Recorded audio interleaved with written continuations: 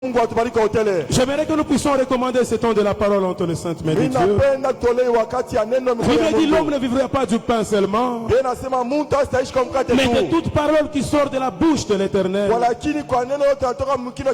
Bien-aimé, j'aimerais que tu recommandes ces instants entre les mains de Dieu. Que la parole de cet après-midi puisse apporter un plus dans ta vie. Que Dieu puisse oindre encore son serviteur davantage. Nous entrons dans la prière et nous prions au nom de Jésus.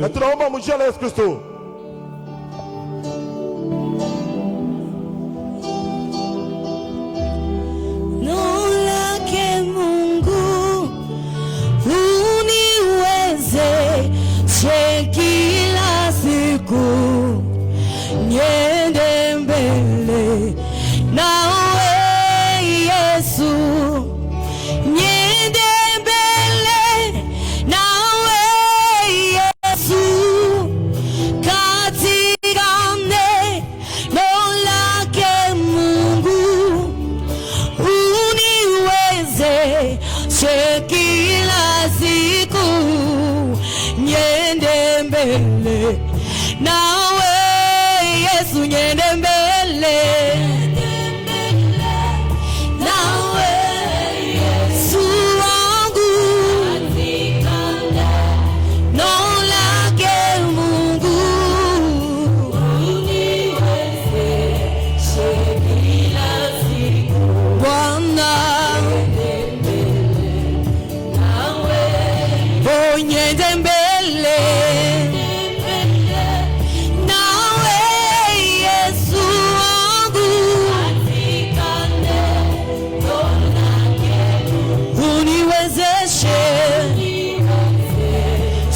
kila siku niende mbele nawe Yesu.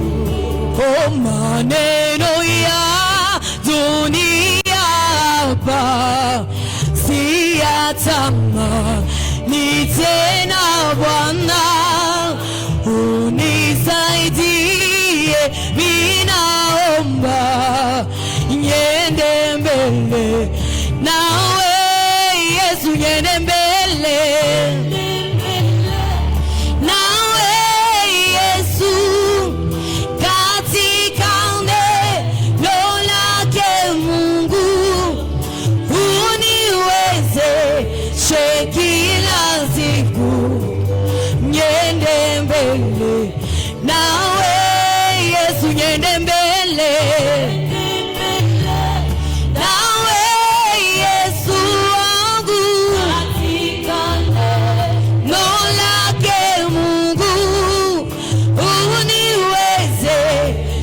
kila siku Baba, nawe Yesu.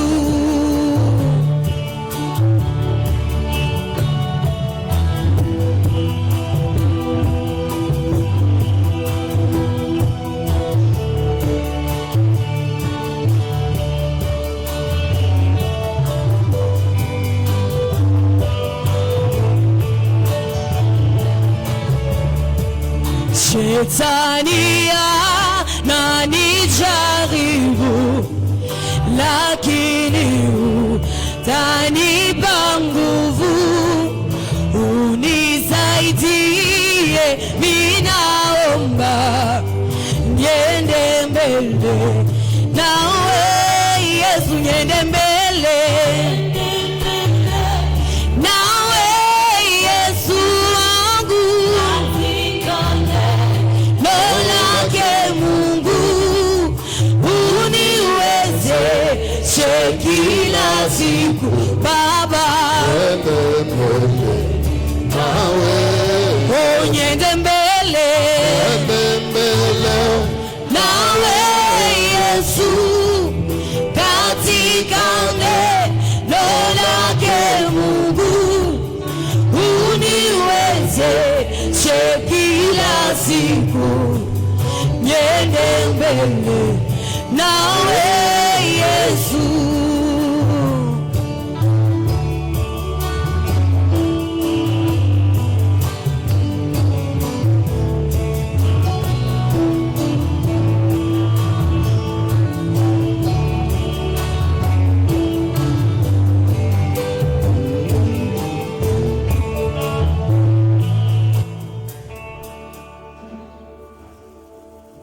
Présente-toi à Dieu. Ujioneshe kwa Mungu. Dis à Dieu, me voici. Sema na Mungu, mimi ni hapa. Fais-moi grâce. Jalie neema. Je t'en supplie. Nakusihi.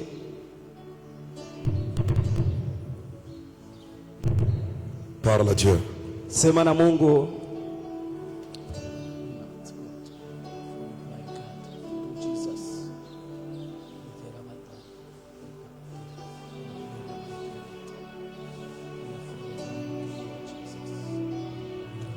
Qu'il te plaise, oh Dieu, que tu te manifestes au milieu de nous. Sema Mungu, jionekanishe katikati yetu.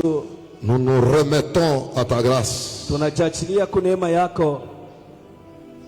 Prête-nous les mots, Seigneur, na utupatie hata misemo Bwana, afin que nous puissions disparaître, ili tupate potea, pour que toi, le maître de l'église, que tu apparaisses. Lakini wewe mkubwa wa kanisa onekane.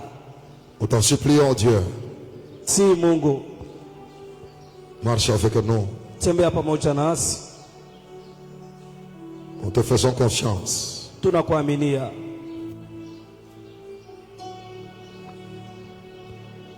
Merci Saint-Esprit. Asante Roho Mtakatifu. Viens glorifier Jésus. Kuyatukuza Yesu. Par des signes, kupitia maalama, de prodiges, na ishara, de miracles, miujiza et de guérison. Na matuzo.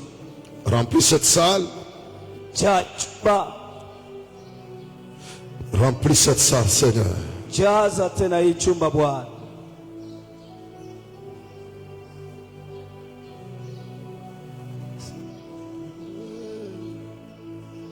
Yahweh biso to belemi pembeni na yo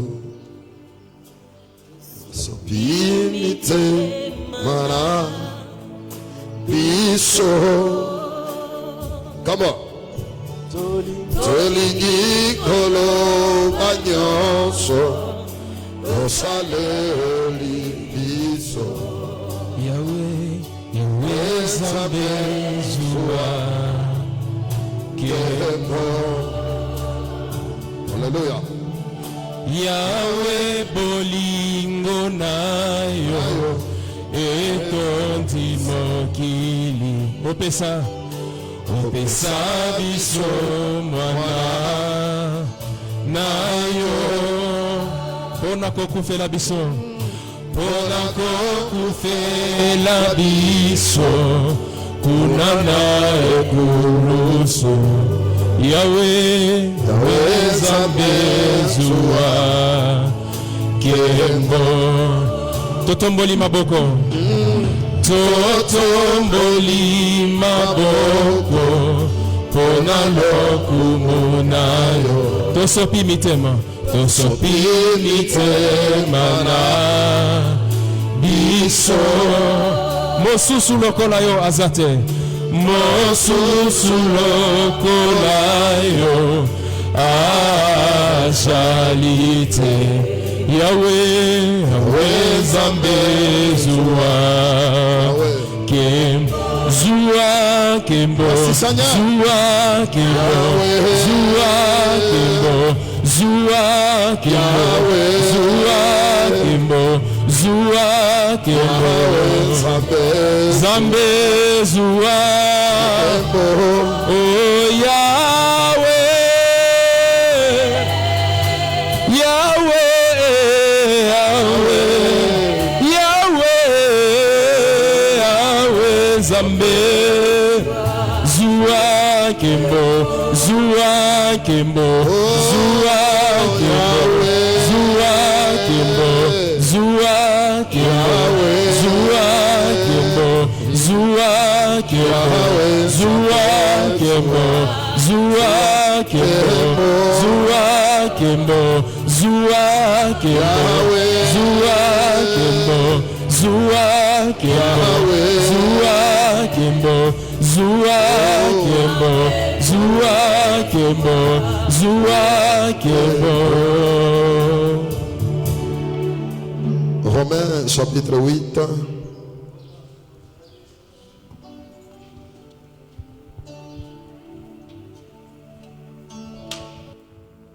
Commençons à partir du verset 13. Nous lisons au nom de Jésus. Si vous vivez selon la chair, vous mourrez. Mais si par l'esprit, vous faites mourir les actions du corps, vous vivrez. Car tous ceux qui sont conduits par l'Esprit de Dieu sont fils de Dieu. Et vous n'avez point reçu un esprit de servitude pour être encore dans la crainte. Mais vous avez reçu un esprit d'adoption par lequel nous crions Abba Père. L'Esprit lui-même rend témoignage à notre esprit que nous sommes enfants de Dieu. Or, si nous sommes enfants de Dieu, nous sommes enfants, nous sommes aussi héritiers de Dieu et co-héritiers de Christ. Si toutefois nous souffrons avec lui afin d'être glorifiés avec lui.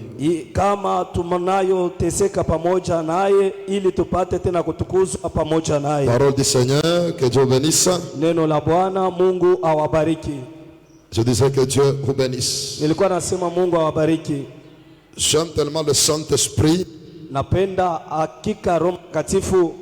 parce que c'est lui le maître de toutes choses.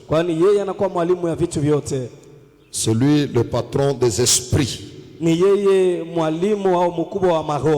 n'y a aucun esprit qui soit au-dessus de l'Esprit de Dieu. C'est lui le patron de l'Église. Il n'a peur de personne. Quelle que soit ta taille, il peut te prendre, il te jette par terre. Tu commences à pleurer. Le Saint-Esprit n'a pas peur même des grades. J'ai déjà vu des généraux remplis du Saint-Esprit en train de pleurer. Le Saint-Esprit, c'est lui le paraclet, c'est lui le conducteur de l'Église. Hier, j'ai essayé de donner deux grandes observations. Avant que Christ ne rentre à la gloire, il a fait deux grandes cérémonies spirituelles. La première, le lavage de pieds pour rendre purs ses disciples. Et il leur dit, vous êtes maintenant purs. C'était le salut, c'était le sang. Parce qu'il n'y a pas de Pentecôte sans la Pâque. Et deuxièmement, la deuxième cérémonie qu'il a eu à faire, c'est après la résurrection. La Bible dit quand il est apparu, il leur dit que la paix soit avec vous. Et la Bible dit il souffla sur eux en leur disant recevez le Saint-Esprit. Il y a toujours le salut, il y a toujours le sang, et après quoi vient le baptême de l'Esprit. Écoutez ce qui s'était passé quand lui-même, Jésus-Christ, il est dans le Jourdain. On est en train de le baptiser dans l'eau.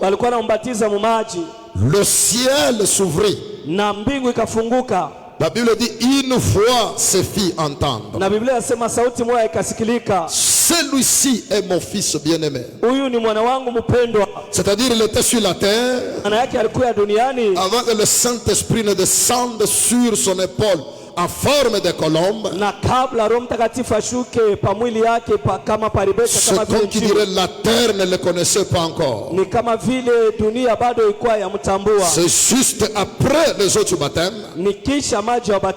parce que l'eau du baptême marche toujours avec le Saint-Esprit. Kwani maji ya batizo natembeaka paka na Roho Mtakatifu. Après l'eau du baptême, kisha maji ya batizo, le Saint-Esprit est descendu. Roho Mtakatifu akashuka. C'est en ce moment-là ni muile wakati ile que le ciel a déclaré son identité. ni mbingu iliweza kutangaza kitambulisho yake. Il n'y a pas d'identité chrétienne sans le Saint-Esprit. Hakuna kitambulisho cha Kristo bila Roho Mtakatifu. Qui me donne un amen, je vais avancer. Nani anayepatia amina na songa mbele. Et vous allez constater une chose avant que je n'aille plus loin. Na mtatambua kitu kimoja kabla niende mbali. Le ciel a déjà déclaré que celui-ci est mon fils. Na mbingu deja tangaza kusema huyu ni mwana wangu. Et la Bible dit quand il a quitté les eaux du baptême, na Biblia inasema wakati alitoka maji ya batizo, l'Esprit l'amena dans le désert. Na Roho ikamuongoza mjangwa pour prier. Njoo ya kulomba. Le Saint-Esprit ne peut jamais t'amener dans un bar. Na Roho Mtakatifu hawezi kamwe kukupeleka mubaya. L'un des signes qui montre la froideur spirituelle, c'est quand tu constates que l'Esprit ne t'amène pas dans la prière. Na mmoja ya alama ile unaonesha ya kwamba baridi ya kiroho ni wakati Roho Mtakatifu akuongoze mumalombi. Nous avons beaucoup de morts ambulants dans les églises. Na tunakuya na wafu wa mingi wako natembea mu makanisa. Avec le démon de cette génération qui est le téléphone. Na huyu ndemona wa hii kizazi anakuya telefoni. Si quelqu'un ne maîtrise pas le téléphone, il ne sait pas mettre le temps du téléphone et de la prière. Na kama mtu aye kuongoza foni yake na kuweka pembeni wakati ya malombi, je doute que l'Esprit est encore sur lui. Na kuya na shaka ya kwamba Roho anakuya juu yake. L'Esprit amène toujours les gens à la prière. Roho inashindikizaka paka watu inawasukumaka mu malombi. La Bible dit quand l'Esprit est descendu, Biblia inasema wakati Roho ikashuka, l'Esprit amena Jésus dans le désert pour prier. Na Roho ikamongoza Yesu mjangwa juu ya kulomba. 40 jours et 40 nuits. Masiku 40 na usiku 40. Écoutez ce qui m'intéresse. Na angalia ile inakokota angalisho yangu. Quand quelqu'un est baptisé du Saint-Esprit, wakati mtu anabatiziwa na Roho Mtakatifu, il devient un danger dans le monde de ténèbres. Anakuya hatari mulimwengu ya giza. Satan n'a pas peur de make-up. Na shetani haogopaki hata make-up. Satan n'a pas peur de nos vestes en tant que prédicateur. Na shetani haogopaki makoti yetu kama wahubiri. C'est donc qu'il a peur. Na ile anakuwa naogopa, c'est le Saint-Esprit. Ni Roho Mtakatifu. Donne-moi un amen, je vais te dire quelque chose. Na unipatia amina nikwambie kitu moja. Et écoutez. Nasikia. Quand quelqu'un reçoit le Saint-Esprit, wakati mtu anapokea Roho Mtakatifu, les tentations viendront obligatoirement. Na majaribu itakuya paka.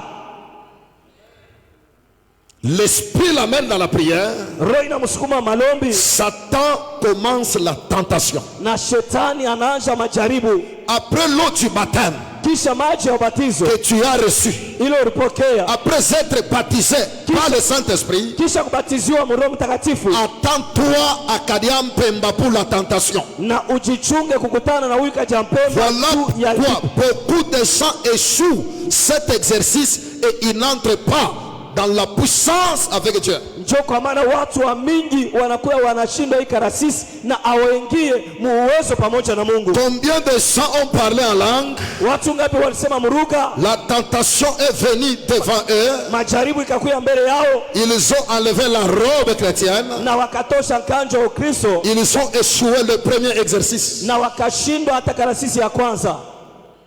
Donne-moi un amen. Pacha amina. Beaucoup échouent. Wengi wanashindwa. L'eau du baptême, maji ya batizo, la puissance du Saint-Esprit, uwezo wa Roho Mtakatifu, Satan vient. Shetani anakuja. Si tu es fils de Dieu, kama wewe ni mwana wa Mungu, Satan ne donne pas. Shetani aletake. Et Satan, tout ce qu'il te présentera, c'est-à-dire tu as déjà ça en toi. Na shetani yote atakonesha maana yake wewe unakuya nayo ndani yako. Entre nous, je viens du baptême. Natoka kubatizo. Le ciel vient de me parler que je suis fils de Dieu. Na mbingu inaniambia sema miko mwana wa Mungu. Mais à quelques jours après, Satan vient me dire si tu es fils de Dieu. Na masiku baadaye shetani akwa niambia sema kama uko mwana wa Mungu. On vient de me dire dans le Jourdain que je suis déjà fils de Dieu. Banesha niambia kutoka Yordani ya kwamba mimi ni mwana wa Mungu. Satan ne te donnera pas ce que tu n'as pas. Shetani hawezi kukaburia kile unakosa. Combien de jeunes femmes, wangapi wabidi, à cause du travail, kwa ajili ya kazi, ils ont enlevé la robe chrétienne wakatosha mkanjo wa Kristo pour la proposition. Juu waliweza kubaonesha kitu fulani. Avant que je n'aille plus loin, j'aimerais dire à l'église, Na kabla niende mbali, napenda sema na kanisa, le Saint-Esprit Roho Mtakatifu devant les tentations mbele ya majaribu ne fermera pas ton pantalon avec la puissance du ciel. na haitafunga soro wako na uwezo ya mbingu. Lui te parlera avec une petite voix, ne fais pas ça. Naye atakuzungumzia na kasauti kadogo ya kwamba usifanye hiki. Il ne t'obligera pas. Lakini hatakukazisha. Que Dieu bénisse ceux qui disent amen. Mungu awabariki wale wanasema amina. Et écoutez, Sikieni. c'était une introduction parce que je dois déjà commencer mon message. Ilikuwa ni kiingilio kwani napasha kwanza mjumbe yangu. Quand Jésus a vaincu, wakati Yesu alipata ushindi, les anges sont venus. Na wamalaika wakakuja. Ils étaient où? Balikuwa wapi? C'est-à-dire, il y a des moments, maana yake kukuma wakati, le Saint-Esprit en nous, Roho Mtakatifu ndani yetu, et Dieu nous regarde comment on va honorer son nom devant les tentations. Na Mungu anatuangalia namna gani tutashimu jina yake mbele ya majaribu. Nous sommes ensemble. Eti tuko pamoja. La première des choses que nous commençons avec, na kitu ya kwanza kile tunaanza nakyo, quand le Saint-Esprit souffle en nous, wakati Roho Mtakatifu anapumua ndani yetu, la première des choses, j'en avais cité 10. na kitu ya kwanza niliweza kuyataya 10. La première des choses, kitu ya kwanza, il nous communique l'identité du Père. Anatupatia kitambulisho ya Baba. La crise que nous avons aujourd'hui dans nos églises, na hata kukosefu ile tunakuya nayo makanisa, on a beaucoup de gens. Na tunakuwa na watu wengi, ils peuvent faire de longues prières comme des pharisiens, wanaweza kufanya maombi mrefu kama wafarisayo, ils peuvent crier, ils peuvent parler en langue, wanaweza kulalamika kusema muruga, mais la crise que nous avons, lakini ukosefu au njaa, l'identité chrétienne, ile kitambulisho ya Ukristo, tous ceux qui sont conduits par l'Esprit, wale wote wanaongozewa na Roho, ils sont appelés fils. wanaitwa wana. L'importance de ce thème, na hata faida ya hii shina, Dieu a besoin de multiplier des vraies sœurs et des vrais frères. Mungu anapenda kujumulisha wandugu wa kweli na wadada wa kweli. Il y a la différence entre un frère de l'église et un frère en Christ. Na kuna kuwa chanisho katikati ya ndugu wa mkanisa na ndugu ndani ya Kristo. Je dois vous l'avoir dit l'année passée. Nazania nilimiambiaka mwaka inayopita. Ne sois pas surpris. Na ushishutushwe. Après la prière en quittant ici, tu trouves un frère de l'église en train de fumer. Na kisha maombi hapa unakuta ndugu mwa mkanisa yuko nafuta. C'est un frère de l'église Montagne de Carmel. Ni ndugu wa mkanisa mlimo ya Carmel. Mais il n'est pas encore frère en Christ. Lakini hayakuya bado ndugu ndani ya Kristo. Ce qui nous différencie ile natuachanisha avec le monde, na dunia, nous avons notre identité par l'Esprit. Na tunakuwa na kitambulisho yetu kupitia Roho. C'est pourquoi ne te contente pas de ta présence dans l'église. Ce que tu dois chercher de plus, c'est ta relation avec Dieu. C'est-à-dire, tu as quelle identité? C'est là que nous voyons des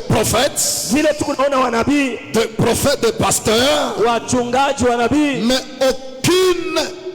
aucune identité, aucun signe de la chrétienté. Avant le salut, mais pas égal après le salut. Après le souffle du Saint-Esprit, n'est pas égal avant que le Saint-Esprit ne souffle en toi. Chacun est prophète de soi-même. Chacun connaît si il est chrétien ou si il ne l'est pas. Pose-toi la question toi-même avant que je n'aille plus loin. Est-ce que moi, Kaiko, Est-ce que moi, Serge, j'ai l'identité chrétienne? eti niko na kitambulisho wa Kristo? Est-ce que c'est parce que je chante? Au ni njoo niko naimba? Ou bien parce que je prêche? Au niko nahubiri? Ou bien parce que je suis dans l'intercession? Au niko mu intercession? Que je suis fils ou fille de Dieu? Nakuya mwana au binti wa Mungu? Ceux qui ont le Saint-Esprit, Wale weko na Roho Mtakatifu, ils sont appelés fils de Dieu. wanaitwa wana wa Mungu. La chose la plus importante dans le christianisme, Na kitu ya muhimu kabisa mu Kristo, c'est avoir l'Esprit de Dieu. ni kuya na Roho wa Mungu. Si ton voisin ne dort pas, Sema na jirani wako usilale. ne dort pas. Usilale. Surtout, ne dort pas. Kabisa usilale. L'identité chrétienne. Kitambulisho wa Kristo. Il souffla. Akapumua. Et vous allez constater, Na mutaona après le Saint-Esprit, kisha Roho Mtakatifu, le même Pierre, Petro moja moja, le même Paul ni Paulo moja moja, devient totalement différent anakuya mwenye kuachana kabisa avant le souffle du Saint-Esprit. kabla ile pumuzi ya Roho Mtakatifu. L'identité chrétienne. Kitambulisho wa Kristo. Et je l'ai toujours dit, Na nayasemaka, nous ne sommes pas chrétiens à l'église. hatuna wa Kristo kanisa, Nous sommes les chrétiens à l'université. na tunakuya wa Kristo kwa university, Nous sommes des chrétiens dans nos maisons. na tunakuya wa Kristo ni manyumba yetu. Ici, tout le monde est humble. Na hapa watu wote ni wanyenyekevu. Ici, tout le monde parle comme un agneau. Na hapa kila mtu anasema kama mwana kondoo. Mais la mesure de ton identité, Lakini kipimo ya c'est kitambulisho yako quand tu es seul, ni wakati uko peke yako. comme je suis seul ici. Kama hivi niko peke C'est yako, là qu'on va mesurer que je suis chrétien. ni kule batapima kama niko Mkristo. Donne-moi un amen que j'avance. Unipatie amina niendelee. Dis à ton voisin avec beaucoup de respect, Sema na jirani wako na heshima mingi, soyons vrais. tukuye bakweli. Donne-moi un amen. Patie amina. Et dans cette nouvelle identité, Na mui kitambulisho kipya, il y a trois grandes choses importantes munakuya vitu tatu vya muhimu qui entrent en jeu. binakuwa binaonekana. La première des choses, Kitu ya kwanza c'est la nouvelle naissance. ni kuzalika jipya. Je crois que je suivais le bishop Michel Pitch avait parlé de la nouvelle naissance. Nilikuwa nafuata hata Bishop Pitch alikuwa anasemezea kuzalika Il y kupya. a un jour où je le suivais en direct quand il prêchait ici. Nilikuwa siku moja niko namfuata wakati alikuwa anahubiri hapa. La nouvelle naissance, Kuzalika jipya, vous savez ce qui est anormal avec les chrétiens. na unajua ile aina ya usawa na Wakristo Et c'est là que ni pale, si tu es réellement né de nouveau, na kama unacha kuzalika mara ya pili, un petit sorcier ne peut, et surtout de la famille biologique, il ne peut pas te manger. na hata mlozi kidogo kabisa kabisa wa mjamaa hawezi kukukula. Parce que nous les chrétiens, nous devenons anormaux. Na sisi wa Kristo tunakosa usawa. Non, non, dans le sens que tu n'as pas anormal. Nous devenons anormal Parce que kwani nous avons deux naissances. tunakuya na kuzalika mara mbili. Je ne peux pas avoir peur de quelqu'un qui est né une fois. Siweze kuogopa mtu yule anesha kuzalika tu mara moja, Parce que moi je suis né biologiquement kwani mimi nazalika kwa mwili et aussi spirituellement. pia kwa kiroho. Écoutez ce que Dieu m'a enseigné. Nasikieni ile Mungu alinifundisha. Quand quelqu'un est né de nouveau, Wakati mtu anazalika mara ya pili, c'est la grande victoire ni ushindi kubwa, sur la première naissance. na hata kuzalika kwa kwanza C'est la plus grande victoire ni ushindi kubwa par rapport au combat de la chair. kufuatana na vita ya mwili. Donne-moi un amen, je vais avancer. Unipatie amina, niko nasonga mbele. Un grand docteur de la loi Nicodème n'avait pas compris ces choses. Hata mwalimu kubwa wa sheria asikuelewake hivi vitu. Comment je peux encore retourner dans le ventre de ma mère Namna gani naweza tena kuluia mtumbo ya mama yangu pour que je naisse encore de nouveau? ili nipate kuzalika mara ya pili? Jésus lui dit, tu ne comprends pas les Écritures. Yesu akamwambia, sema wewe hauelewi. Celui qui est né d'eau et d'esprit, Na ule anazalika kwa macho na kwa roho. c'est que le baptême d'eau est important, Maana yake hata ubatizo ya maji kwa muhimu, et aussi le baptême du Saint-Esprit. Na hata ubatizo ya Roho Mtakatifu. C'est que les chrétiens devaient chercher plus que le visa. Na ile wa Kristo walipaswa kutafuta kushindia kama visa. C'est que les chrétiens devaient chercher plus que l'argent. Ile wa Kristo walipaswa kutafuta kushindia pesa. C'est la nouvelle naissance en Christ. Ni kuzalika bipya et le baptême du Saint-Esprit. Na ubatizo wa Roho Mtakatifu. Celui qui a le Saint-Esprit, même s'il n'a pas des habits. Hata ule kuna Roho Mtakatifu hata anakosa mavazi. Attention, c'est une bombe à retardement. Keba ange nikapata kale kanaweza kuria mashia mbele. Parce qu'il loge Dieu dans son corps. Kwani anaikarisha Mungu mwili yake. C'est pourquoi la Bible dit nos corps sont le temple. Njoo kwa maana Biblia inasema mwili yetu ni hekalu. C'est-à-dire nous devenons les bailleurs du Saint-Esprit. Maana yake sisi tunakuwa wabayari ya Roho Mtakatifu. Quel est ce locataire qui ne paye pas son loyer? Na ni locataire kani ula ripake loyer yake. Celui qui est né de Dieu. Ula nazarika na Mungu. Il y a certaines requêtes où il ne fera plus. Kuna kuya bishina bingine bila taombaka tena. Dis-moi un amen, je vais avancer. Unipatia amina ni kuendelea. Papa, est-ce que Pax cette année il nous a supplié tellement pour lui inscrire? Est-ce que Pax hii mwaka aliweza kumibembelesha njoo muandikishe? Papa vraiment moi qu'on nisaidie au papa uniandikishe. Papa kisha nous jeko na sac.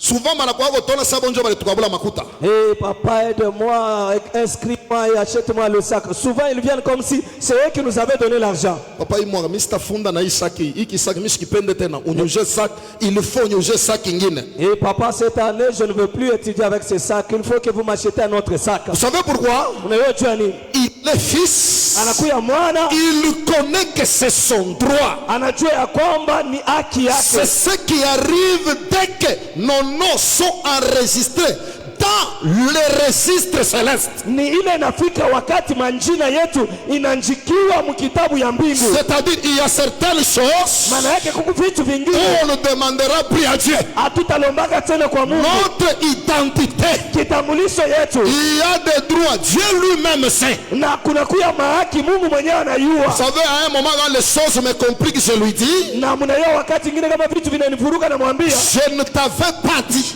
sikukwambiake de me faire fils, ya kunifanya mwana. C'est qu'il y a des choses que je ne te demanderai plus jamais. Na kuko vitu vile sitakulombaka tena kamwe. Dieu lui-même, Mungu peke yake, il le fera parce que c'est son devoir. Atayafanya kwani ni mapasho yake. J'aimerais former l'église Napenda kujulisha kanisa après ce marathon de 100 jours. Kisha hii maandamano ya 100. Il y a certaines requêtes qu'on ne fera plus. Kuna kuya vishina vingine hatutafanyaka tena. Notre identité nous fera entrer dans les droits. Na hata kitambulisho yetu itatuingisha muhaki yetu. Celui qui me donne un amen, ula nilipatia amina, que la puissance du Saint-Esprit uwezo ya Roho Mtakatifu le fasse quitter imutoshe de la naissance biologique mukuzalika kwa mwili vers la naissance spirituelle. na kumupeleka kuzalika kwa roho. Et l'un des grands signes Na mmoja ya alama qui va te montrer que réellement ya kwamba hakika tu es né de Dieu,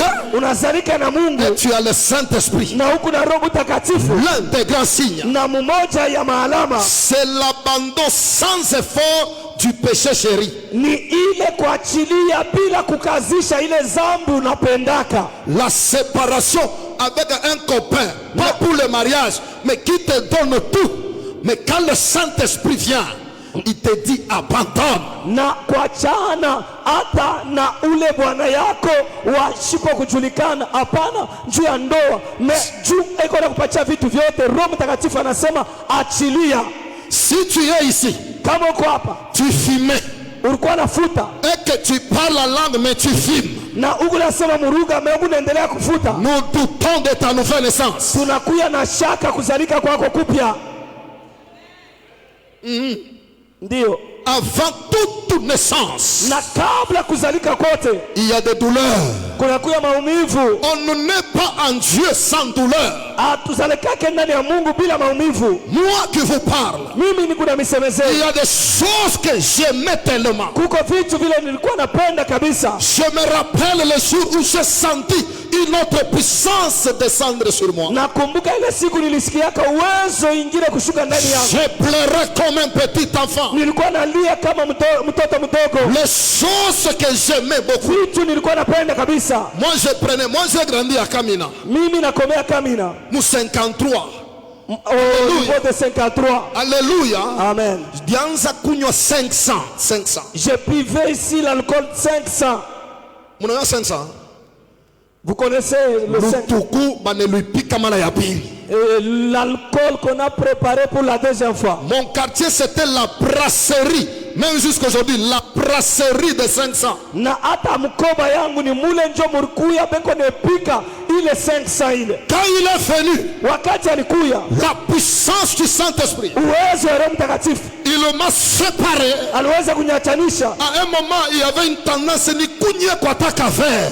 Wakati fulani il y avait tendance pour à un moment, l'esprit te dit tu ne peux plus le faire. Na Roho wakati ngine Roho anakuambia sema huwezi tena kufanya. C'est ce qu'on appelle les douleurs de l'enfantement. Ni ile wanaita maumivu ya uzao. Tu ne peux pas naître en Dieu en rien. Hawezi kuzalika ndani ya Mungu mkucheka. Vous savez ce qui nous donne l'amour d'aimer encore Jésus? Na mnajua ile inatupatia mapendo ya kupenda tena Yesu. C'est cette douleur là qu'on avait senti. Ni ile maumivu tuliweza kushikia. Ce qui donne l'affection il inaleta mapendo à la maman pour son fils. Kwa mama juu ya mwana wake. Ni bule buchungu wa maternité. C'est cette amertume, cette douleur là de la maternité. J'aime kama maman beko nazala anala pas. Et si la maman s'accouche, elle jure. Si tazalaka tena. Je ne peux plus mettre au monde. Une année après, mwaka moja inapita. Vous me posez question. Umuswali. Les douleurs de l'enfantement. Ile maumivu ya kuzala. Pour que nous naissions en Christ. Tuzalike ndani ya Kristo. Sœur, il y a des choses que tu dois abandonner. Kuko vitu hakika unapaswa kuachilia. La vie chrétienne, ce n'est pas une facilité. Maisha ya Kristo haina vitu vyepesi. C'est à ce niveau ici. Na hapa où beaucoup de gens échouent la vie chrétienne. Watu wengi wanashinda maisha ya Kristo. J'accepte de perdre. Na ichika kupotesha. Kama mafuta itakuya ishikuye. Si l'onction ne va pas venir, qu'elle ne vienne pas. Mais nibakie na Mungu. Mais que je reste avec Dieu. On ne peut pas expliquer à Dieu son péché. Hawezi kufasiria kwa Mungu mambo yako. Zambi yako me Mungu quand même, hein? On y comprend. Ton péché, tu dis Dieu quand même comprend moi. Ce copain là, c'est celui qui supporte ma maison, même s'il n'est pas mon mari. C'est lui qui me nourrit.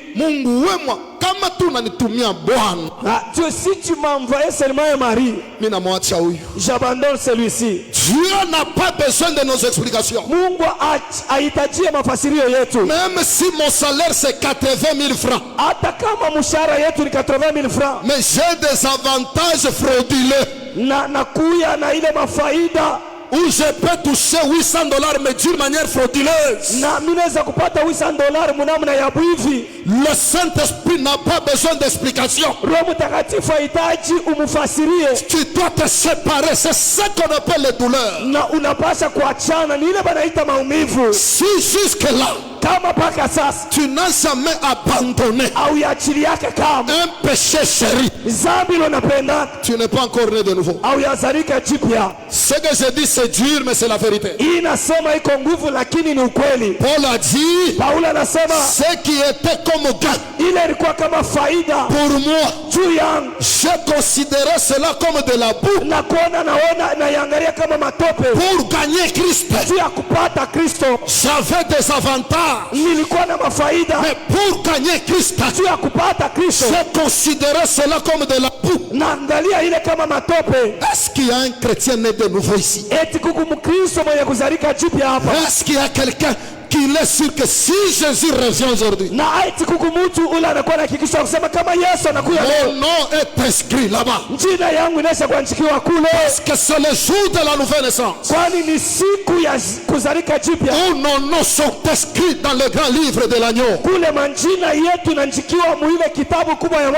C'est après la nouvelle naissance où nous entrons dans le corps de Christ.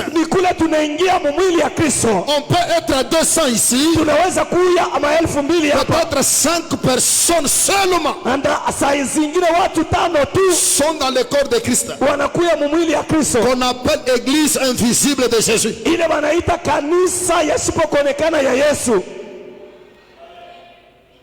Pépin, balance. Est-ce que je peux continuer?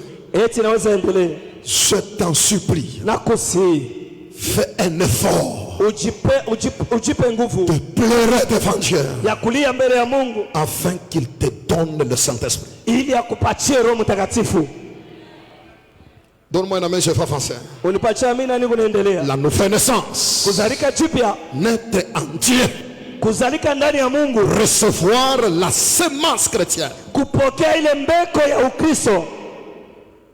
Est-ce que tu es chrétien? Mon pasteur, il prêchait. Il y a un papa qui a dit vraiment, j'ai senti des douleurs, je dois changer, je ne fume plus. Je ne fume plus. Alors, il sentait ce combat de la chair. Il est devenu hypocrite.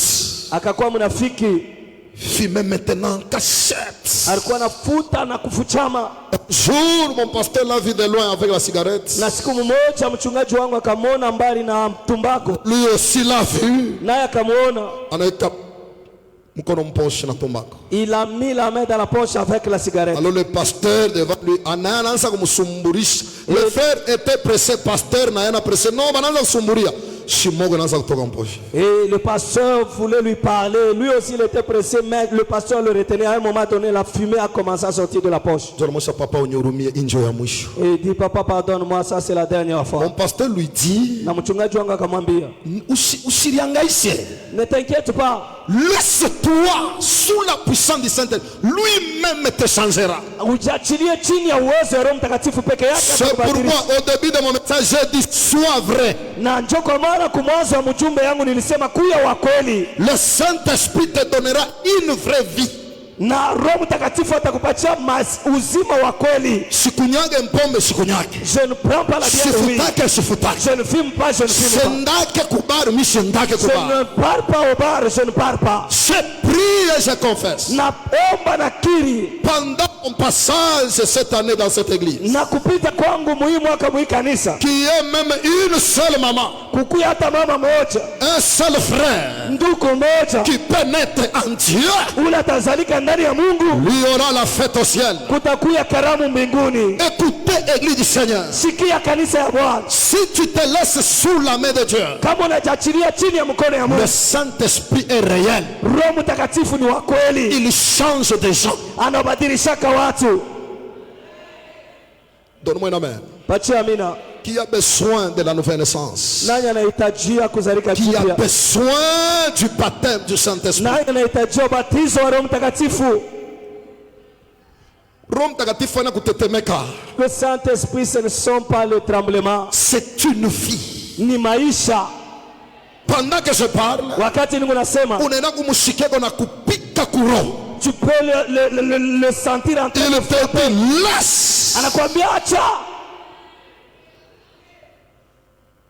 Le jour où tu vas constater siku ile utaona ce qui était comme un gain pour toi, ile ilikuwa kama faida juu yako, tu t'es séparé avec ça, unachana na ile, et que tout le monde dira, na watu wote watasema, oui, maman en a changé. Cette maman réellement a changé. C'est ce jour-là qu'une nouvelle vie commence. Maisha mapya inaanza. Ne fais pas semblant d'être un frère ici. Usifanye semblant ya kuwa ndugu hapa. Tu te connais. Unajijua. C'est pourquoi je t'aime. Ndio kwa maana kama nikuria ria, Seigneur, que je naisse en toi. Que je reçois l'esprit. Si tu pleurer, tu pleures. Bwana nizalike ndani yako, nipokee roho. Ceux qui sont conduits par l'esprit, ils sont appelés fils de Dieu. Et la Bible ajoute, nous n'avons point reçu un esprit de servitude pour être encore dans la crainte. Mais nous avons reçu un esprit d'adoption par lequel nous crions Abba Père, c'est-à-dire le privilège d'avoir comme père le Dieu créateur. Mungu muumbaji.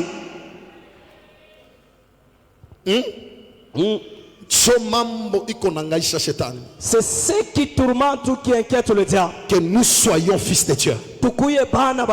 Il n'a pas peur de tes vestes. Il n'a pas peur de tes maisons. C'est dont il a peur que tu ne puisses pas avoir l'identité du Père.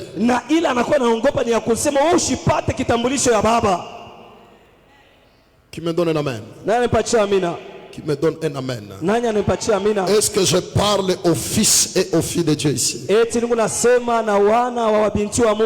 Ce que j'aime dans le christianisme, c'est cet amour varié de Dieu. Quand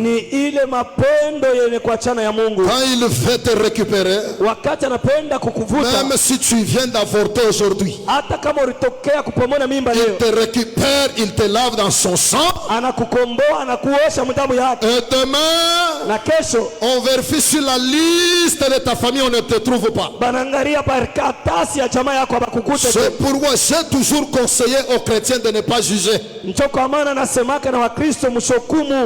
Une prostituée à 7 heures, le Saint-Esprit peut le saisir à 12 heures. Et le soir, la sœur prostituée parle langue. C'est pourquoi la Bible dit, même les prostituées nous devanceront dans le royaume. Pourquoi? Une prostituée n'a pas besoin d'être hypocrite. Elle fait bien son travail. Je suis là. Elle tourne je suis là. Mais si elle change, elle n'a plus besoin aussi d'avoir une vie cachée. Vous tous, vous comprendrez qu'elle a changé.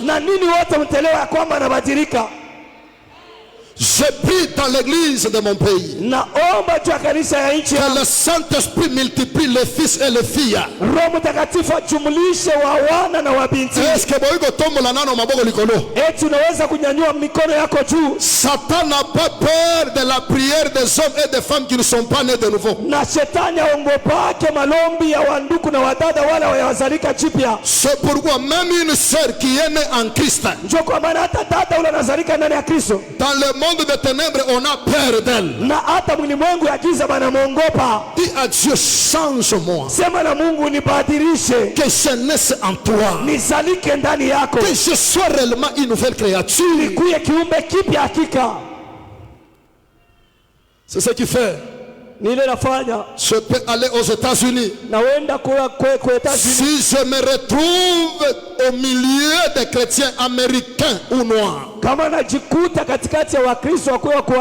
cette attraction de la race, c'est là qu'on constate ce qu'on appelle l'amour agapao. Pourquoi il y a des empoisonnements même dans nos églises? Est-ce qu'un frère né de Dieu, ayant le Saint-Esprit, c'est-à-dire la divinité, peut-il empoisonner un autre frère? L'identité chrétienne. Chrétien jusqu'à la mort. Chrétien jusqu'à la mort. Chrétien jusqu'à la mort. Je serai chrétien jusqu'à la mort. Chrétien jusqu'à la mort. Chrétien jusqu'à la mort. Chrétien jusqu'à la mort. Je serai chrétien jusqu'à la mort. Oh, chrétien, chrétien jusqu'à la mort. Chrétien,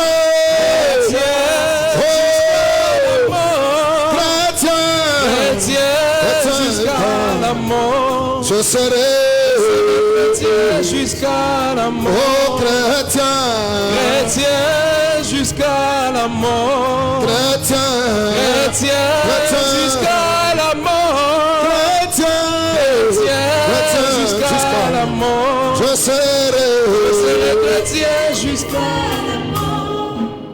Même si tu as les fétiches, viens donner ça. C'est dans des réunions comme celle-ci. Tu peux voir un frère, il vient devant l'autel, il pleure pour son péché. Il dit, Seigneur, pardonne-moi. J'ai une double vie.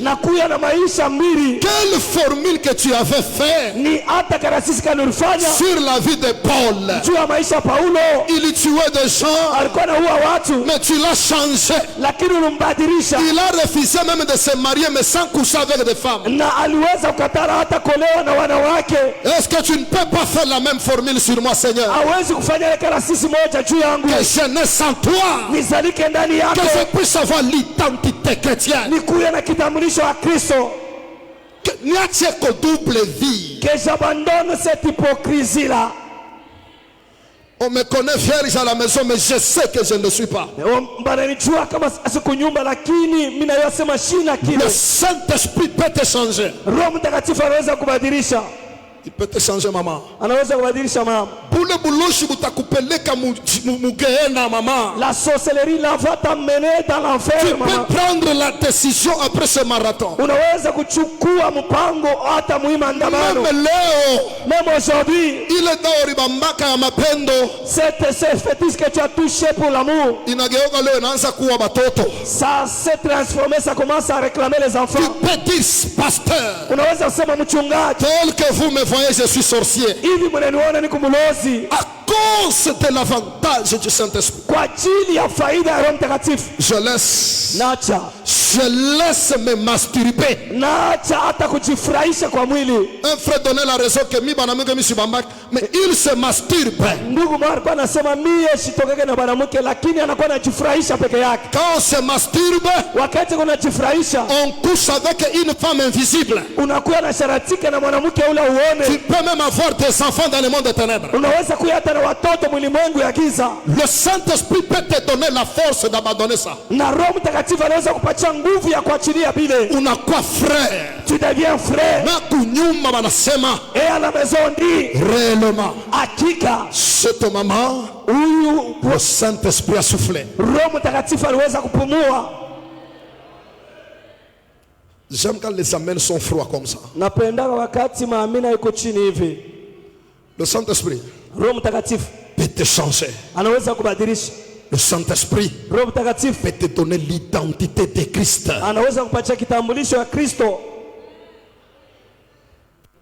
Eh, amen ya leo Mungu wangu. Oh, les amens d'aujourd'hui, mon Dieu. Qui alianza bien jana. Yes, bien comment il a bien commencé. Ilikuwa fire fire. Yes, c'était chaud chaud. Leo aujourd'hui,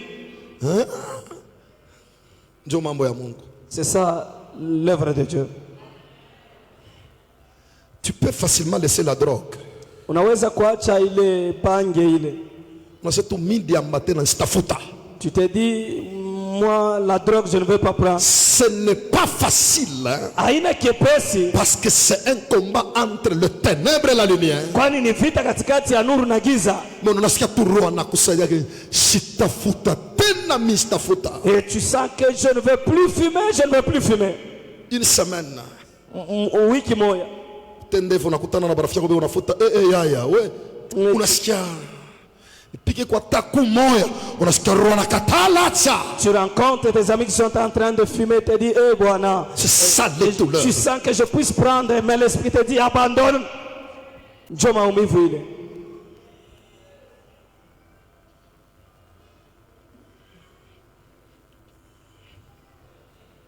La nouvelle naissance. Kuzalika jipya.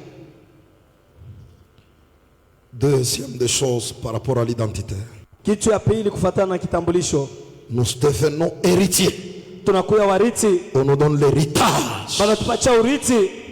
Parce que tout fils kwani mwana wote doit espérer à l'héritage. Anapasha kuwa na urithi. L'héritage terrestre, urithi ya dunia, et l'héritage céleste. Na urithi ya mbingu. Cherchez premièrement le royaume des cieux. Na tafuteni kwanza ufalme wa mbingu. Toutes ces choses vous seront données après. Na hivi vitu vingine vitamipatia baadaye. Personne ne peut abandonner.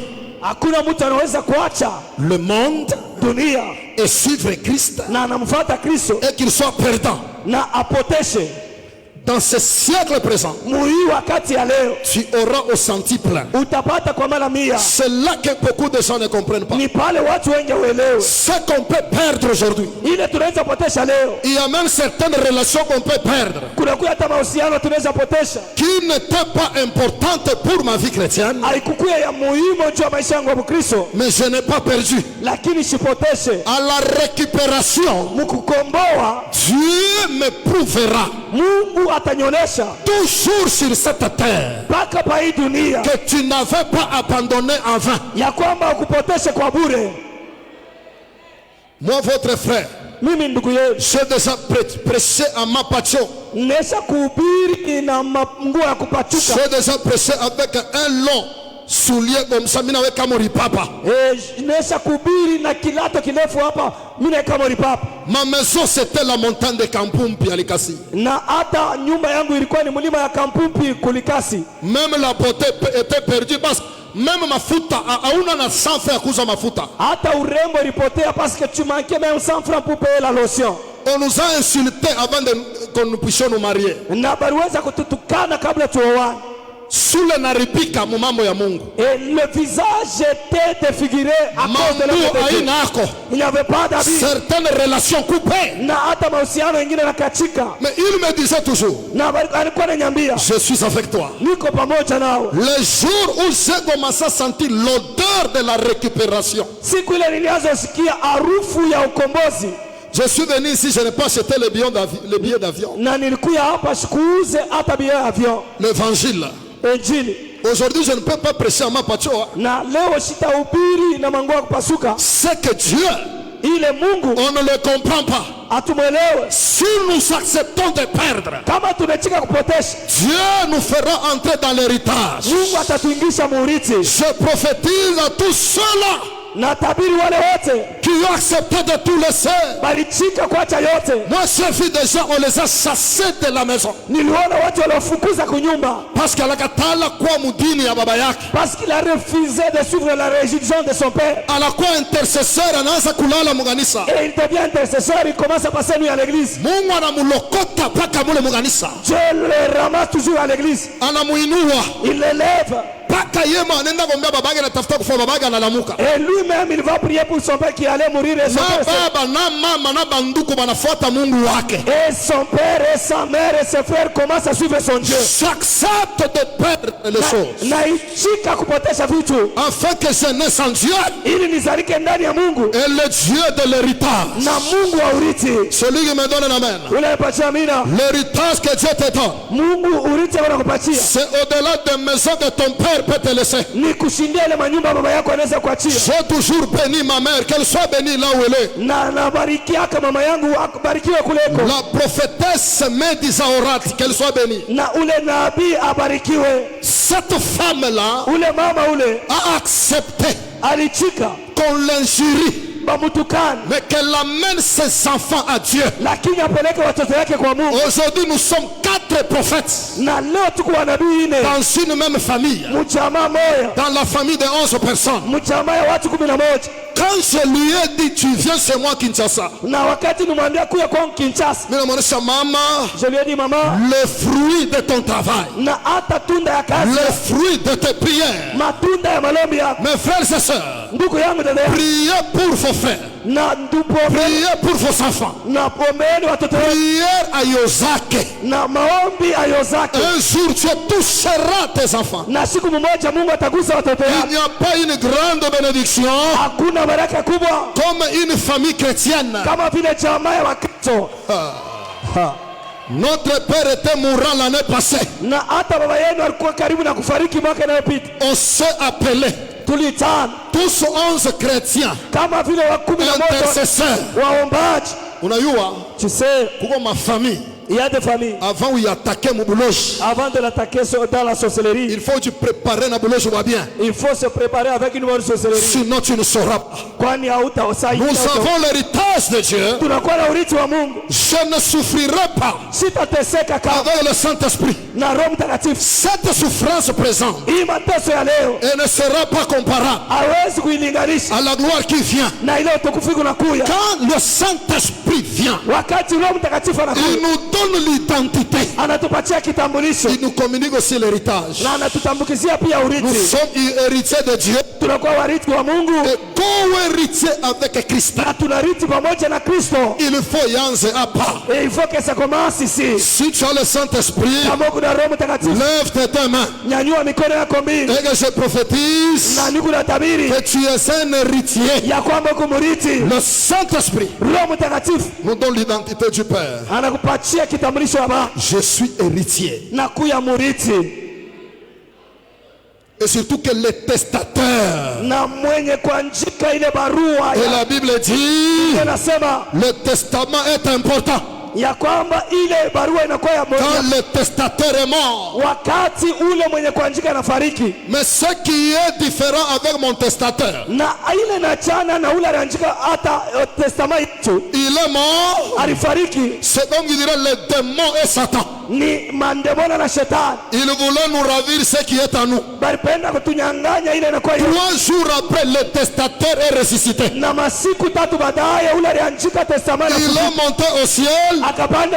Il nous a légué le Saint-Esprit afin que tout ce qui est dans le monde. Banduku, Dieu me dit ceci. Surtout pour ceux qui donnent leur argent pour la construction.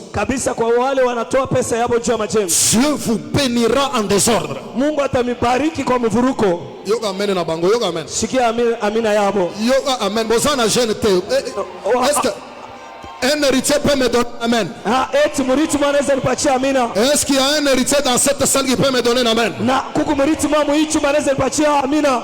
Il y a des choses qu'on ne peut jamais te ravir. Léon Joe Bantu, hein?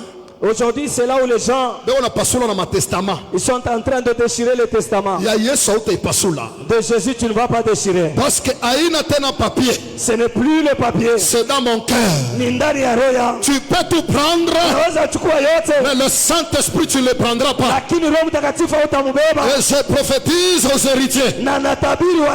Cette terre ici, c'est votre Père qui l'avait créée. Tout ce qui est sur cette terre verra votre joie. C'est pas les héritiers. Il y a des gens qui achètent les maisons.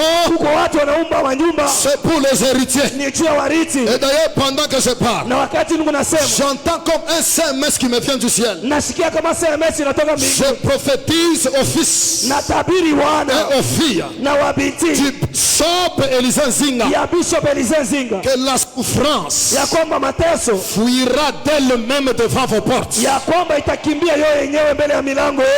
ce qui est important, on ne peut pas ravir ce qui est en nous si l'Esprit est en nous.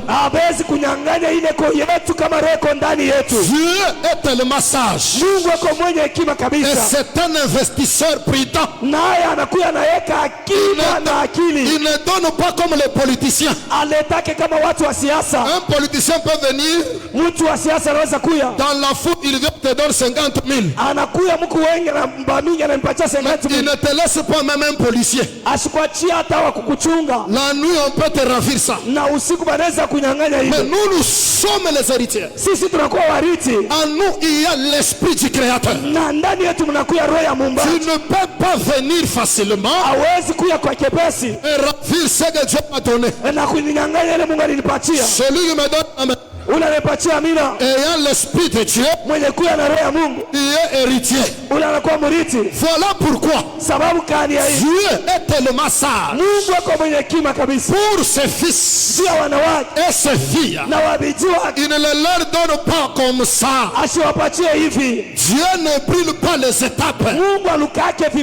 S'il ne te donne pas aujourd'hui, il sait.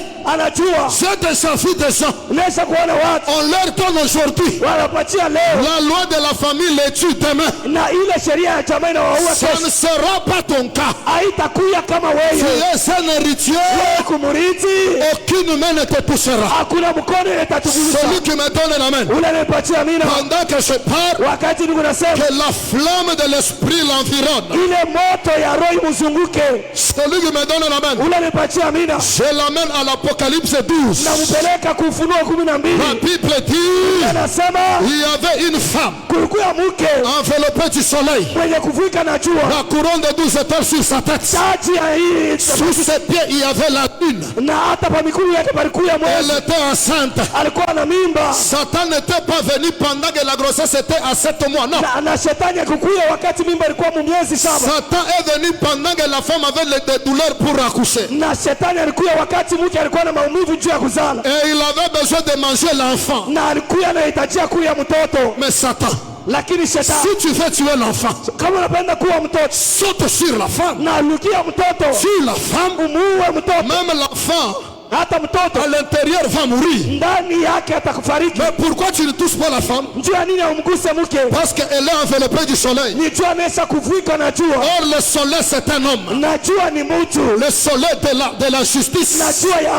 C'est-à-dire nous sommes héritiers. Comme nous sommes héritiers, le Saint-Esprit nous couvre de son ombre. Vous savez pourquoi? Marie, la mère de Jésus, elle ne pouvait pas tomber enceinte sans l'ombre du Saint-Esprit.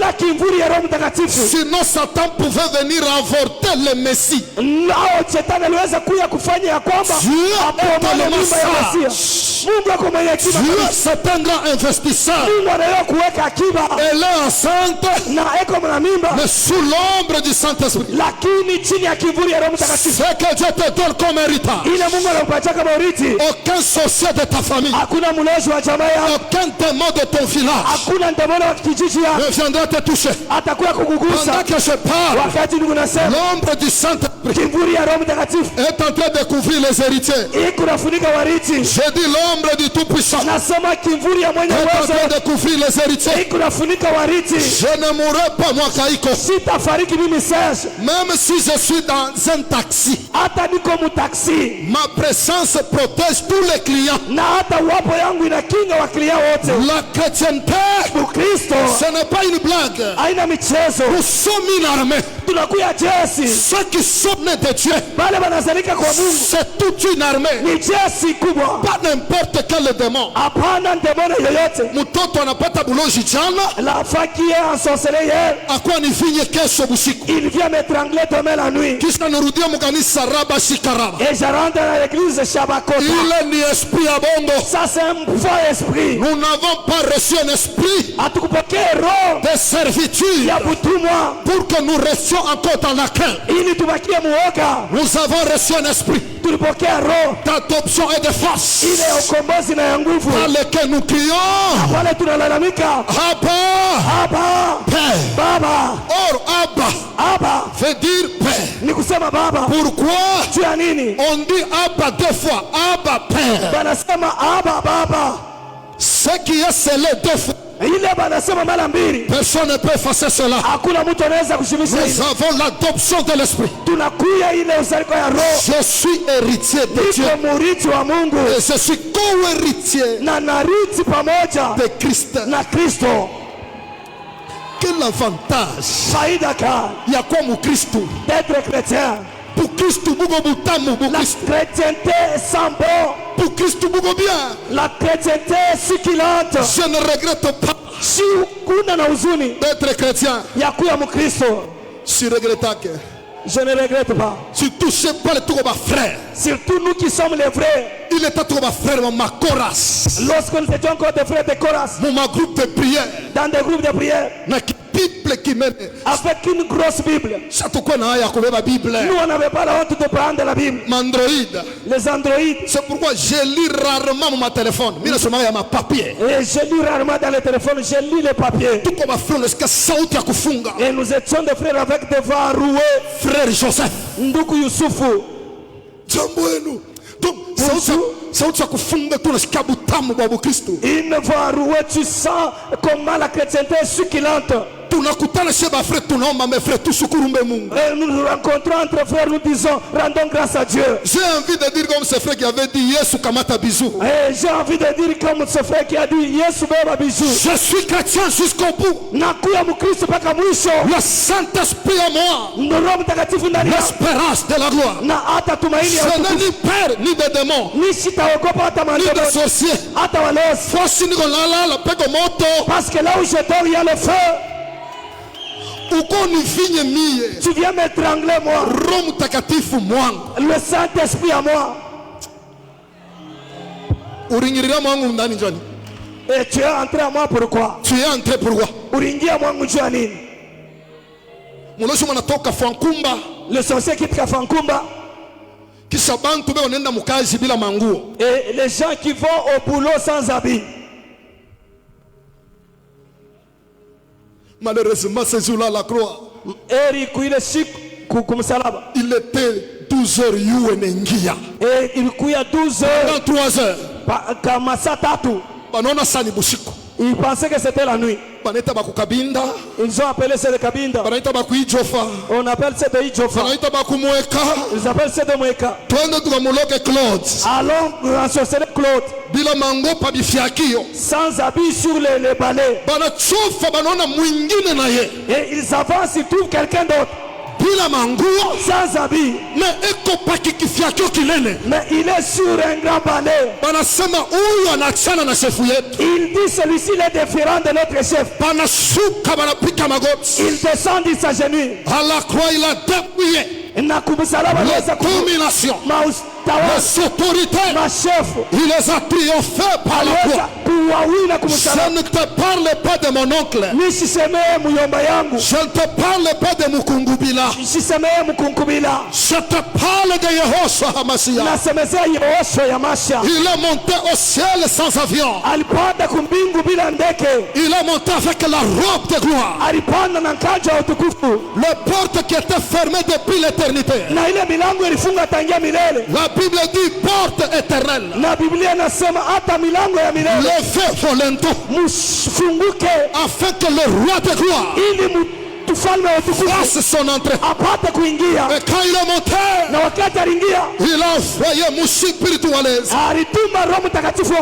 Ils étaient là enfermés. Ils avaient peur des Romains. Mouchi spiritualiste. Il est descendu. Et qui avait peur des Romains, ils ont ouvert les portes. Pierre a commencé à prêcher. J'aimerais dire à quelqu'un, le Saint-Esprit c'est au-delà de ce que nous prêchons. Je désire qu'il soit avec moi. Je suis héritier de Dieu, co-héritier avec Christ. Et je suis plus que vainqueur. Vous savez, celui qu'on appelle plus que vainqueur, c'est celui qui n'assiste pas au combat, mais on vient lui donner la victoire. J'ai déjà vu le combat de la boxe.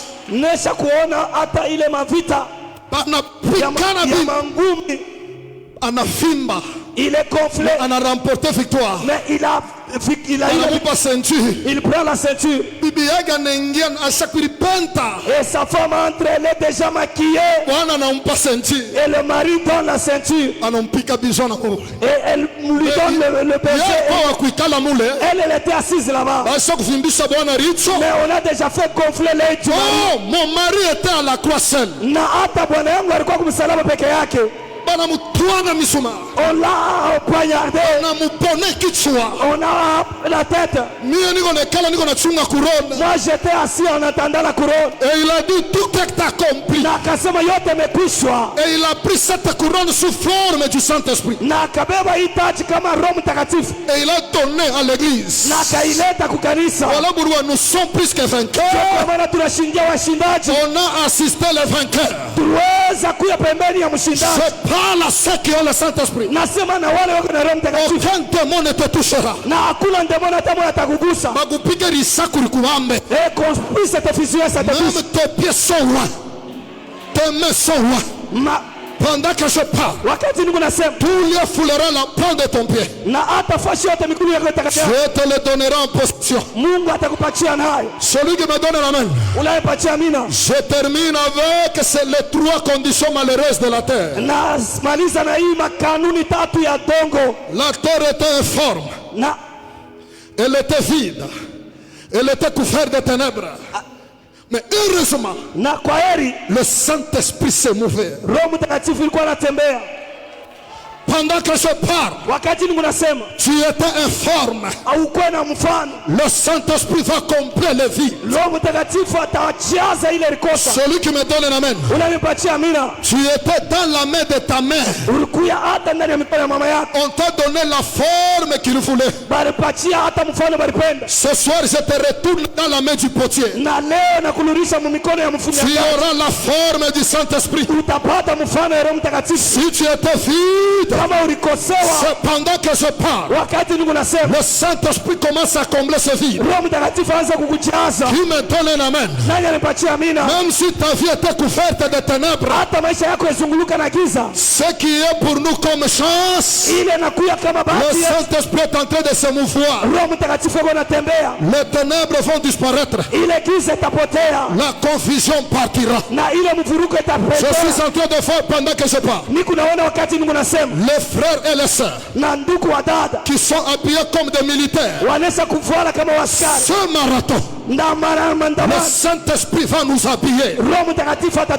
Celui qui me donne l'amen, je le reçois l'identité chrétienne.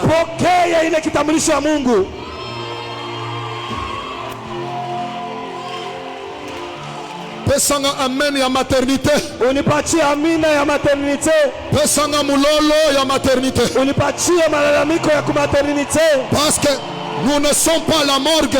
Kwani atuyue chumba ya bafu. Nous ne sommes pas à la morgue. Atuna kuchumba ya bafu. Ici nous sommes à la maternité. Uko tu chumba ya kuzaria. Pique lesquels bantu banazari quoi. Et les cris des gens, les saints sont en train de naître. Pique lesquels bien naissance ya mupya. Les cris de joie pour la nouvelle naissance.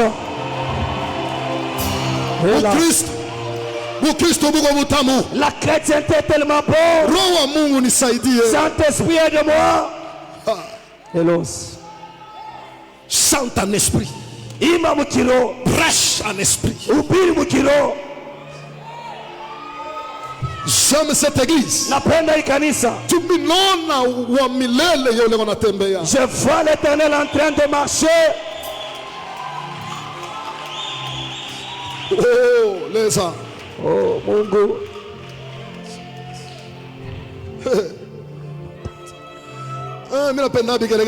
J'aime les cris de joie. Sauvas. Kimbilanga kokutumba. Nimbilanga sakapanga. Satana watemaki.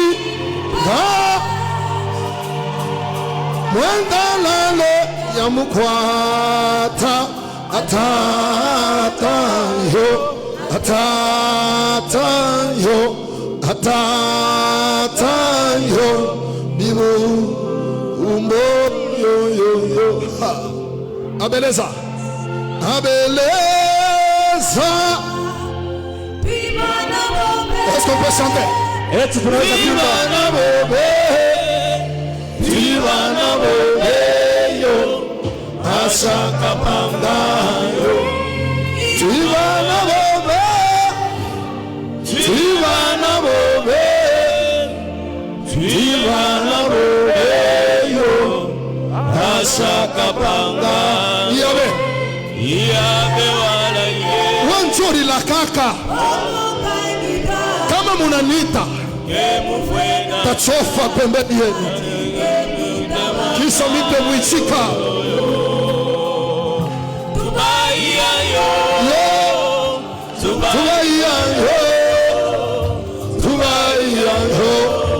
Tata tubaiya yo. Tubaiya yo.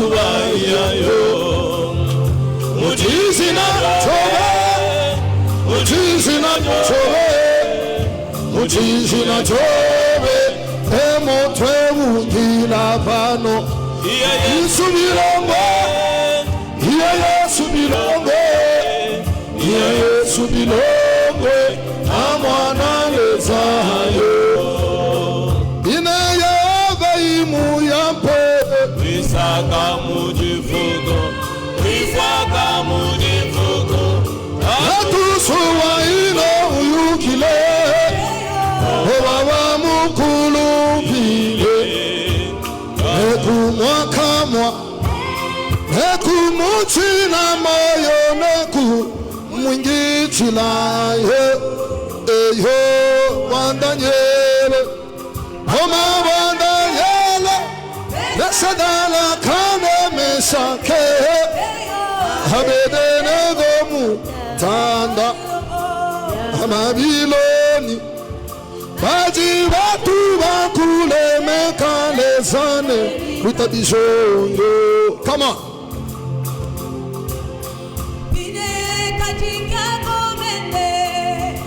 Kaki kome namu Tupena pantanda Ujileza Ikilonge longe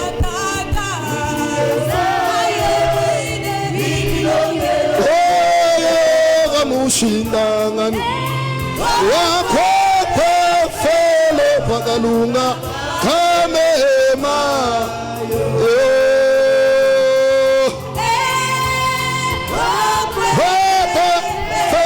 Pagalunga Kamema Imugomo Gomo Gachika Komenwe Tatantambo Imugomo Gomo Gachika Komenweyo La semence de l'autre Utugana Batando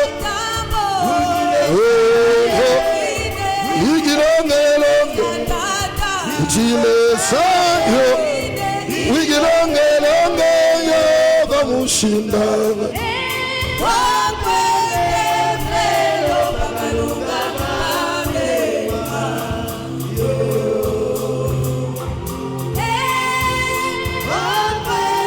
La samedos Deberos Dis à Dieu, me voici. Sema na Mungu, mimi huyu Forest. Tu peux me changer. Unaweza kunibadilisha. Tu peux me remplir de ton esprit. Unaweza kunijaza na roho yako. Si tu as déjà été baptisé du Saint-Esprit, toi demande la plénitude du Saint-Esprit. Si tu n'as jamais expérimenté le Saint-Esprit, demande le baptême du Saint-Esprit. Parce qu'on est baptisé du Saint-Esprit une seule fois, mais on est rempli plusieurs fois. Dis au Saint-Esprit, me voici. Prions s'il vous plaît. Sans micro, sans instrument. Ça ce n'est pas Carmel.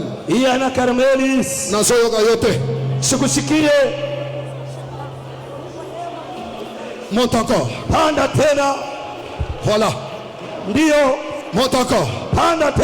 Atakutosha ile amu ile, atakutosha yo. Il va t'enlever ça. Anashuka. Il descend. Le propriétaire de l'église.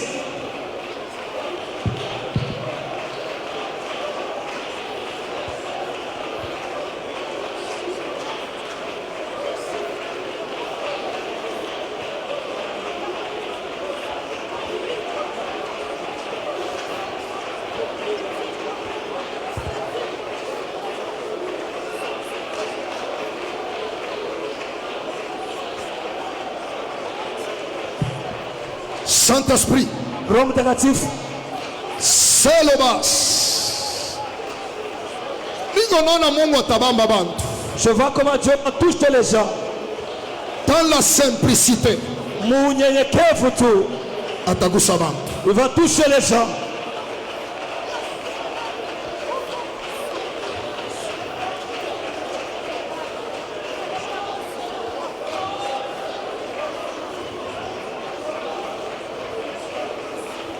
Qui est là? Est-ce que tu es là? Uko hapa?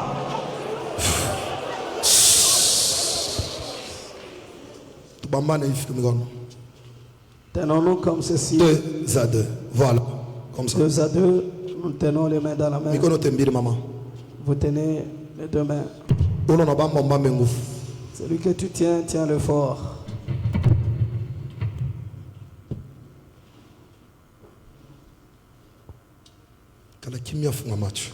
Reste silencieux et ferme tes yeux. Il y aura un échantillon de la plénitude du Saint-Esprit. Kutakuwa kionesho ya kujazwa ya Roho Mtakatifu. Avant la dernière prière où nous serons à genoux pour la nouvelle naissance. Na kabla ya malombi ya mwisho kule tutenda kwa magoti njia ya kuzalika mapya. Celui que tu tiens, tiens-le fort.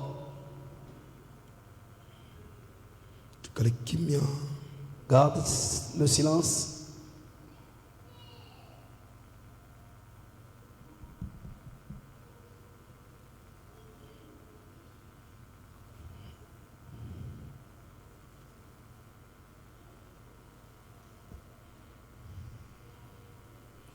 Saint-Esprit souffle. Saint-Esprit pour moi. Je t'en supplie. Protocole moué souple parce que on ne doit pas traîner pour cette requête, sinon ça ne sera pas intéressant.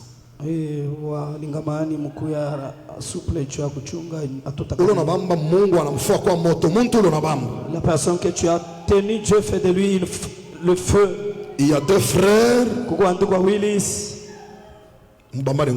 Tenez-vous très bien fort, fortement.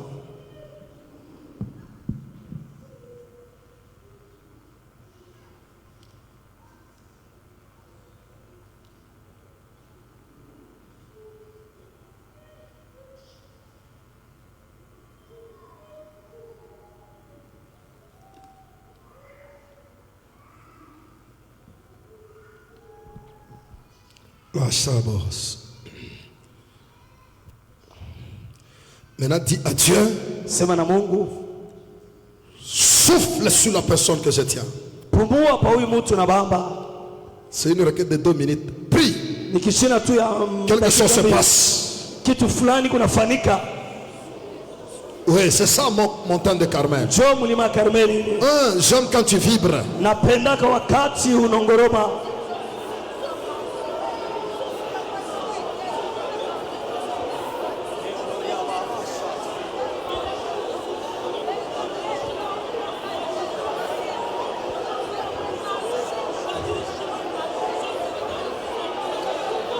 Pour la personne que tu tiens qui te souffle. Attention.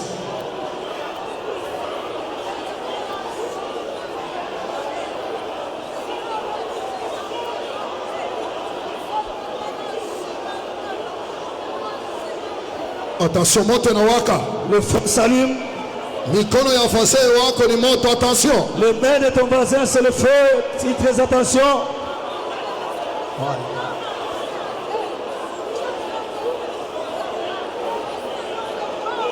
Quelle puissance! Quelle puissance dans la salle!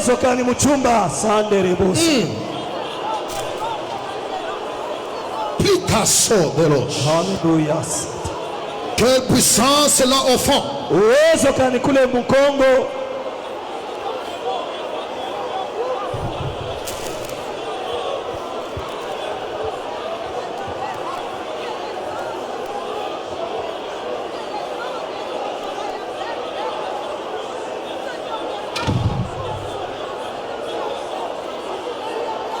Quelle puissance! Il reste quelques secondes, attention! Attention! Attention! Attention! Attention! Attention! Alléluia! Alléluia! Alléluia! Au match français, au match.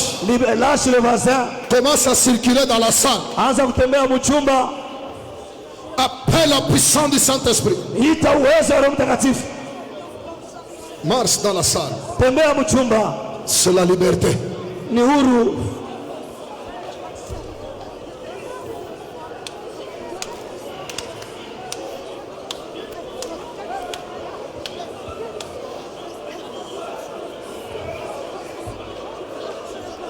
Ola Sikeras. Mondolos. Odolon Savas.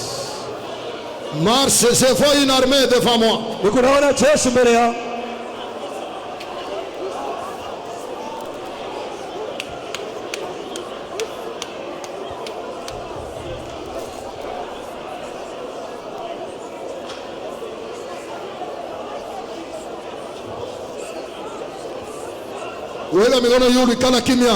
Élève tes mains, garde le silence. Ainsi dit le Seigneur. Moi, l'Éternel, je remplirai ce temple au-delà de ce que les gens pensent. Nous on partout. Je vois des gens qui viennent de partout. Ils viennent. Il y a télévision. Je vois une grande antenne de télévision. La radio. De la radio. Montagne de Carmel. Carmel. Il doit connecter au satellite. Ça sera connecté à la satellite. Parce que je vois un grand oiseau. Il vient avec. Je vois seulement quelque chose comme un fromage sur son bec. Il vient de poser dans la bouche du bishop Elisenzinga. Ainsi dit le Seigneur, je mets mes paroles dans sa bouche. Je l'établis comme restaurateur de la doctrine. Alléluia. Que je naisse en toi. C'est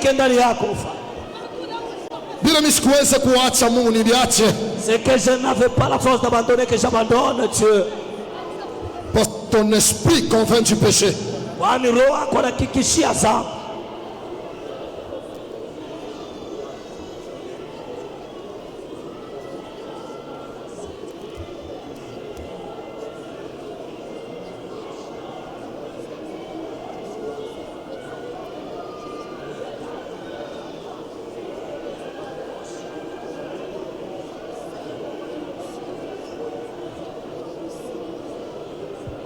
Quelle puissance! Il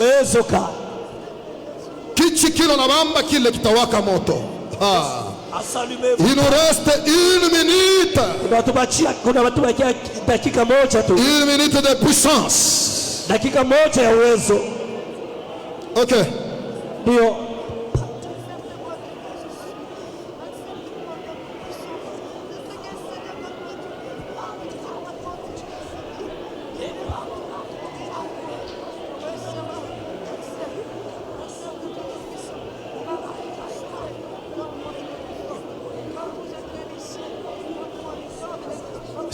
Clovas.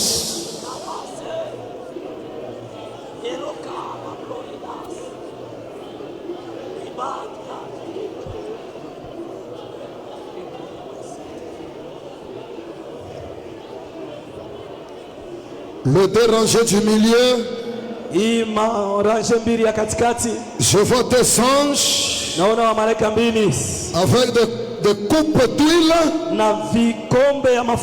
train de déverser sur certaines têtes. Ça va toucher sur la tête de qui je ne sais pas.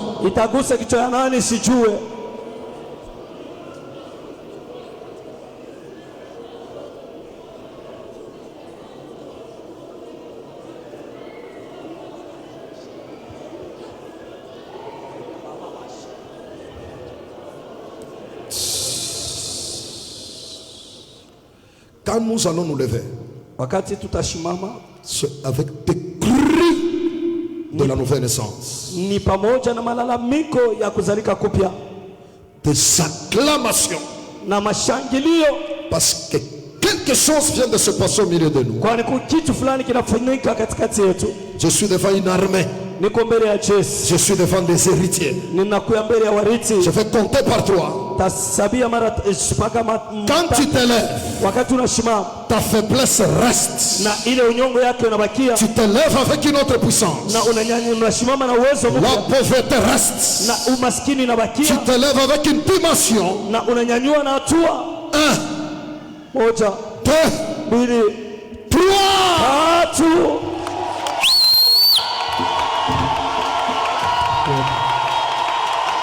Encore.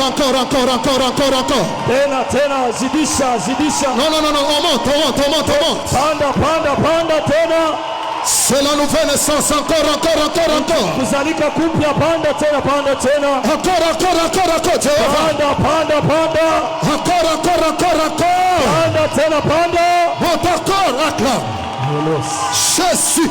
Yes. Alléluia. Seigneur guérit. Seigneur délivre. Seigneur remplit. Seigneur élève. Alléluia. Seigneur restaure. Alléluia. Encore. On acclame. On pousse des cris de joie. Les cris de la maternité, Jésus.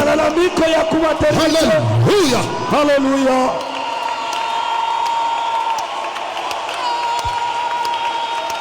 Dans la maison de Dieu, tout s'écrit. Dans la maison de Dieu, tout s'écrit. Dans la maison de Dieu, tout s'écrit. Gloire.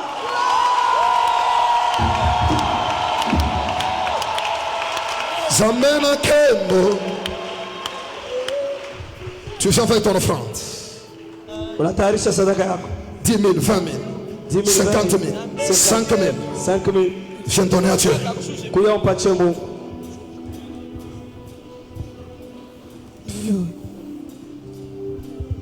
On vient de faire une opération sur la maman. Une opération spirituelle. Deux choses que le monde des ténèbres voulait faire sur ta vie. La première des choses, on a placé quelque chose comme un kyste dans ton ventre. Tu devrais commencer à saigner jusqu'à la mort. Pendant qu'on acclamait, j'ai vu on a enlevé la chose. La deuxième des choses, j'ai vu le monde des ténèbres placer 2 graines sur tes deux seins. Un cancer qu'on a envoyé dans le monde des ténèbres.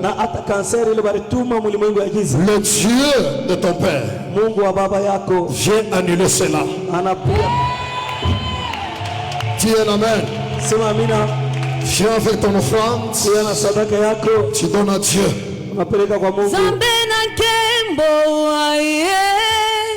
Nakati ya bato na ye akiti na tempelo na ye tosepela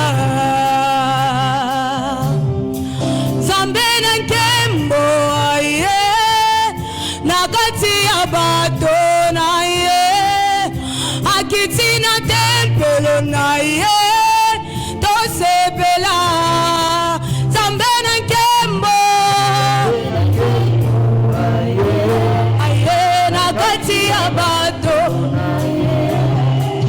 Akitina tempelo nai osepela Zambena nkembo ayena kati ya bato naye akitina tempelo nai osepela Zambena nkembo aye. Je te demande une seule chose demain. Parce que nous sommes entrés dans la profondeur. Il y a beaucoup de choses que Dieu m'a révélées. Je demande de venir avant. Je commencerai par là.